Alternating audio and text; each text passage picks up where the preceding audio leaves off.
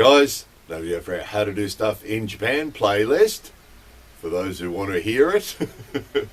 So, over the years I've heard and read lots of people saying that I'm not Japanese, so I'm going to behave in the way that I usually behave, and I don't have to behave in a Japanese way because I'm not Japanese. So if I come to Japan, I'm going to do my normal thing, and that's what I do. Lots of people, I've heard lots of people say that. I've read lots of people saying that. It seems to be a very common way of thinking amongst a lot of people. So that's fine. And if you're one of those people, that's fabulous. And this video is not for you. There's also another element or group of people who come to Japan, do whatever they want to do, and then leave and go home and tell everybody they had a great time, and aren't really aware of anything they did or didn't do right while they were here. And that's fine too. That's sort of good, really, because it's not going to bother them at all. However, there's also other people who want to try and come here and behave in a way that's not going to cause any waves. And also, probably worse, the probably worst is when you come here with the intention of doing the right thing and behaving in a good way that won't make any waves, and then find out later, and I'll put my hand up for this one. I fall in this category where I came here with the intention of behaving really well and not causing any waves, and over the years I've found out and continue to find out things that make me realize that things that I did weren't cool. That, oh man, I said that, or I did that, and as time goes on, that often happens, is you realize, oh, okay, so doing that's not so cool here. Or a lot of the stuff in Japanese life and Japanese culture, as you guys would be aware, is really subtle, and they don't tell you. You shouldn't do that, you should do this. Nobody sort of points it out because they think that's rude. So quite often this happens, that years later you'll think, oh wow, that's not cool. Hey, I didn't know that. I did that. And that's happened to me so many times, where I've realised things that I've done in the past have been the wrong thing to do. And often that's resulted in a video on our How to Do Stuff in Japan playlist, because I've gone, I didn't know that. So that's what that playlist is all about. That playlist is all about helping people avoid this situation where they do something innocently and find out later it was the wrong thing to do, or soon find out it's the wrong thing to do. It can happen. It can happen that you make a mistake here and someone points it out to you. It does happen.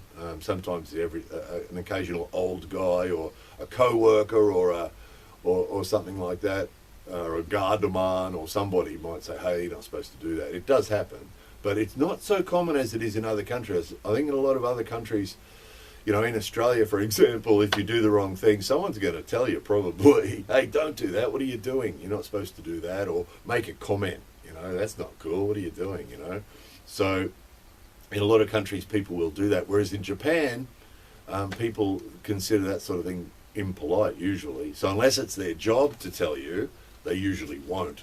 So they think it's your job to work it out for yourself, and it's not their job to be rude and to tell you what you should do and shouldn't. Fortunately, or unfortunately, when I'm making these videos, I figure I'm speaking to non-Japanese people about Japanese things, and I feel, because I'd like to know these things, I figure some of you guys would like to know them too. That's what the How to Do Stuff in Japan's playlist is all about. Having said all that, what triggered this video is, I live out here in the countryside, and I encounter the occasional foreigner. Some of them I know, some of them I don't know, that I'll encounter occasionally, not real often. But recently I've had reason to visit Nagoya a few times, and being in the big city, and particularly a couple of times went to some places that were sort of touristy areas in Nagoya. And as a result of that, I encountered a lot more foreigners than I normally do. And it reminded me of a whole bunch of stuff, most of which I have covered on previous videos, and also in our How to Do Stuff in Japan book, which a lot of you guys don't even know about, but there's a link to that underneath every video. But I talked about dress, clothing, and a few of these sort of things in that, and on previous videos. But it was sort of like what I experienced this last week was a whole bunch of stuff that we've talked about over the years, and it was all together in one place. And that's what this video is. I'm going to put a whole bunch of this stuff that I encountered all on this video in one place. So the one that comes, I made a little list here.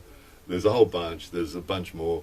But one of the ones I saw was this dude, and he was just wearing, it's sort of a warm day. Today's pretty cool, but that on the weekend it was actually a pretty warm day. And this dude, a foreign guy, I mean, I don't know where all these people come from, right? But I know they're not Japanese for various reasons. It's either their appearance or what they're talking or their language or whatever. But this guy was wearing this blue singlet top. He looks like he spent a bit of time in the gym pumping iron, and he's just strutting along, you know. And you just don't see that. Actually, I'll be careful. You rarely see that here. So all these behaviours and observations I'm about to make, you do occasionally see them here, but it's not normally, these behaviours and things are not normally by people that are generally admired here, right? Or respected here, you know, and they're not usually considered sort of attractive behaviours or pleasant behaviours or whatever, you know. So again, this is not a criticism of any of these people I'm about to talk about, but it's just, as I said, when I first came here, I made lots of mistakes, and I did lots of things that caused waves. And again, just repeating again, not saying there's anything wrong with these behaviours. This video is for people who want to avoid doing stuff that might be causing waves or ripples or turning heads. And the thing is, in Japan, because everybody behaves most people behave in a certain way. There are individuals that behave differently, and that's fine, but usually in Japan, if you behave in a different way to everybody else, it does cause a little bit of waves. People will look, they're really subtle. Quite often what I saw on Sunday in particular, this day that I saw this guy, was that quite often when foreigners come here and behave in a way that's sort of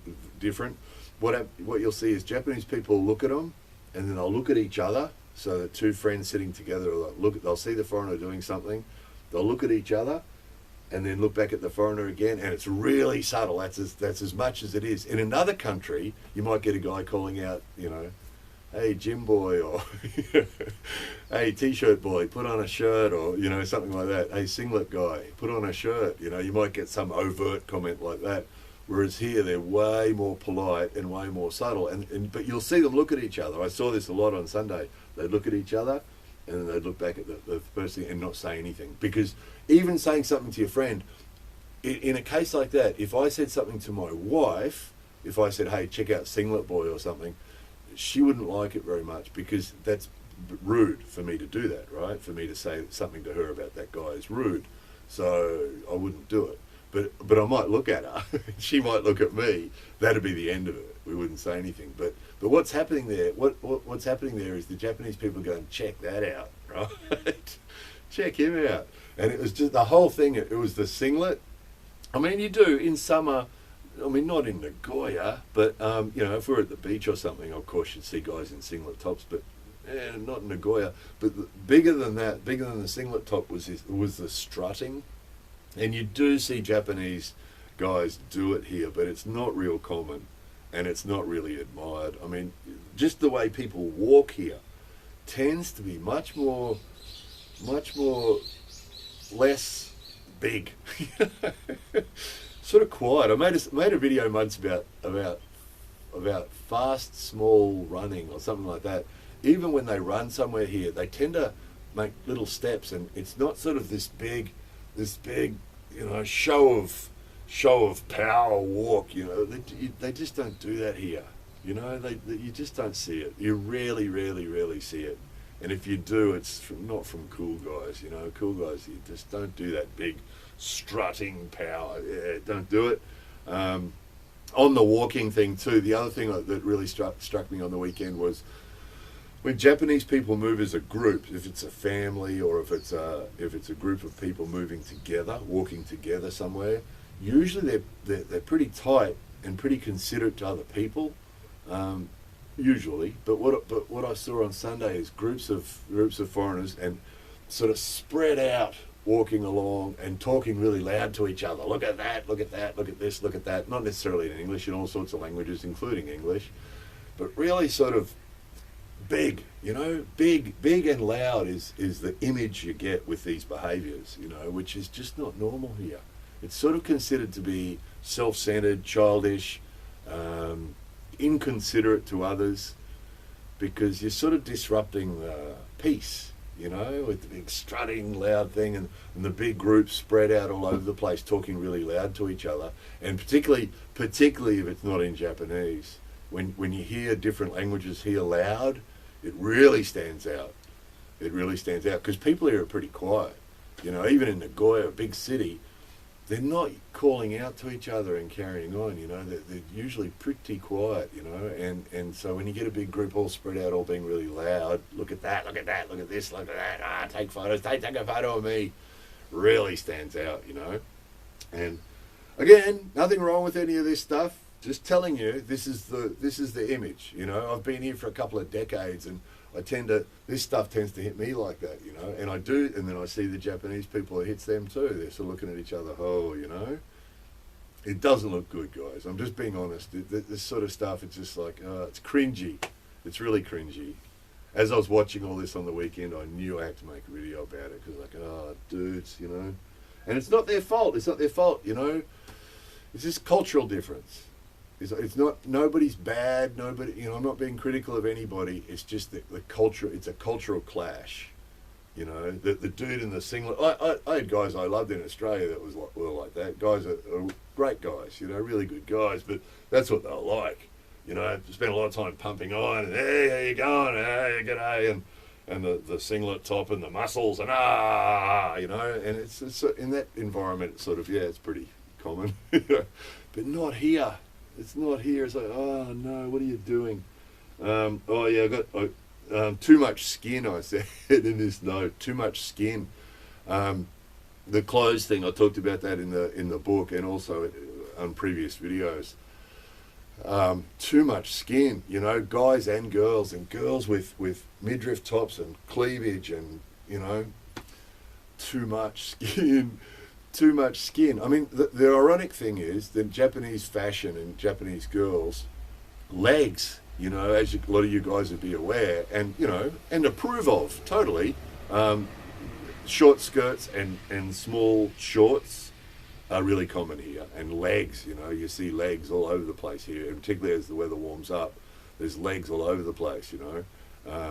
I'm talking about female fashion usually, the guys not so much, but for girls here, short skirts and shorts and lots of leg is really, really common here. But cleavage isn't. Cleavage isn't so common. I mean, you get it. You do get it. And again, it depends where you go. I mean, if you go into one of the nightlife areas of a big city at night, you might see cleavage and you might see more skin.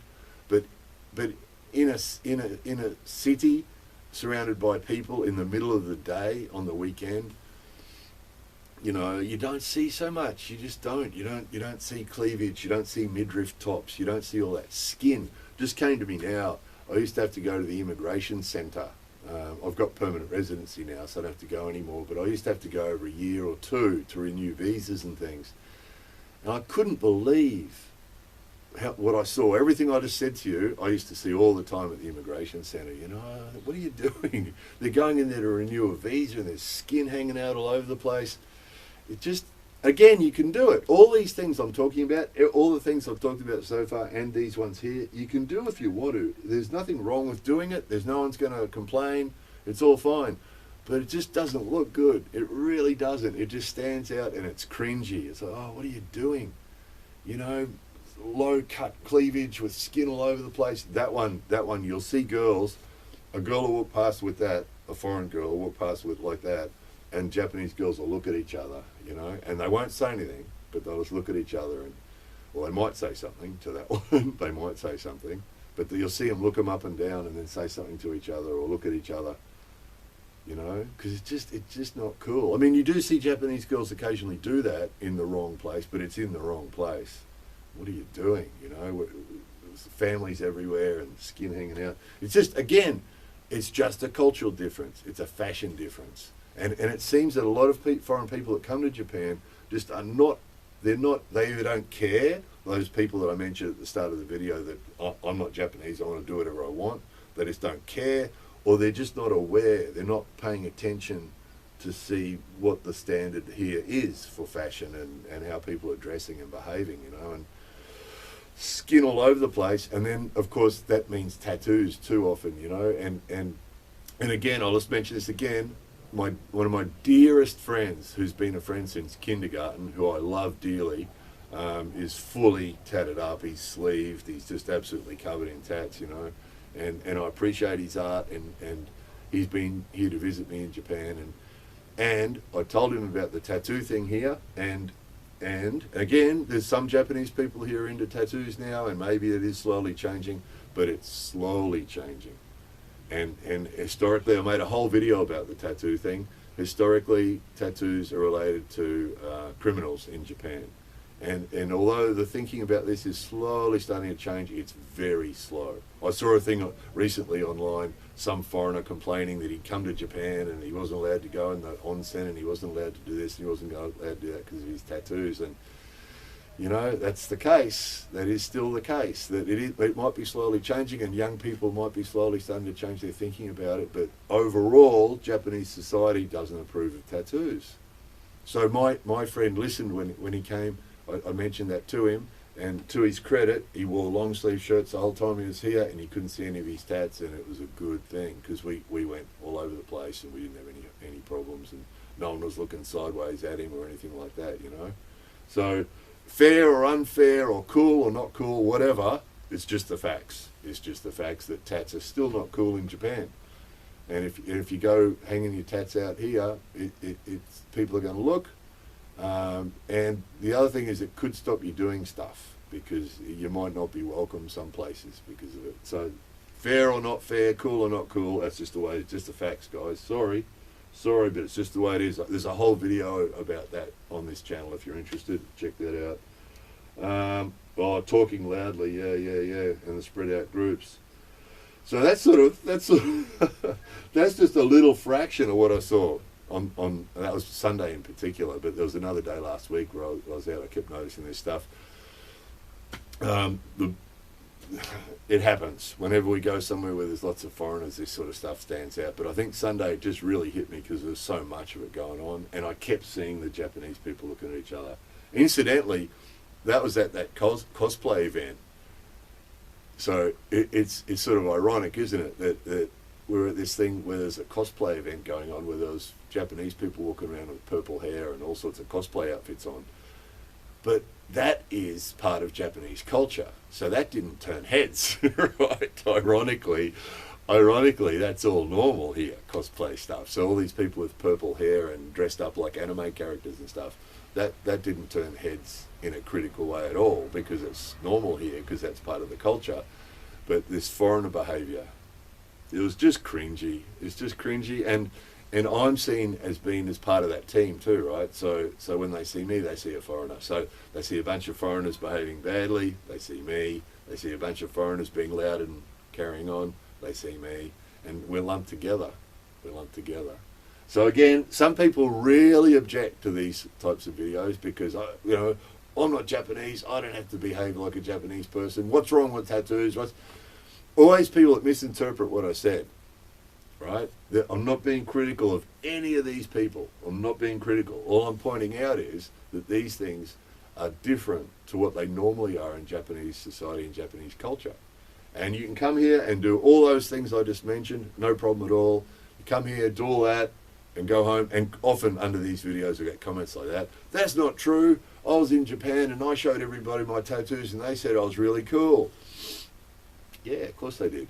And you can do that if you want to, But this is just a sort of a bit of an insider's heads up of this is what it's like, And again, it depends. I mean, I've known guys that have lived here for a couple of decades that have done all that stuff.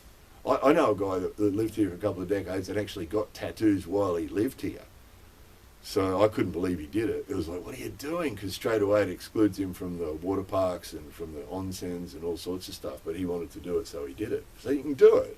You can do it if you want to. But it excluded him from the water parks and the onsens. And it'll limit his job opportunities. But, you know, you can do it if you want to. There's nothing to stop you doing it.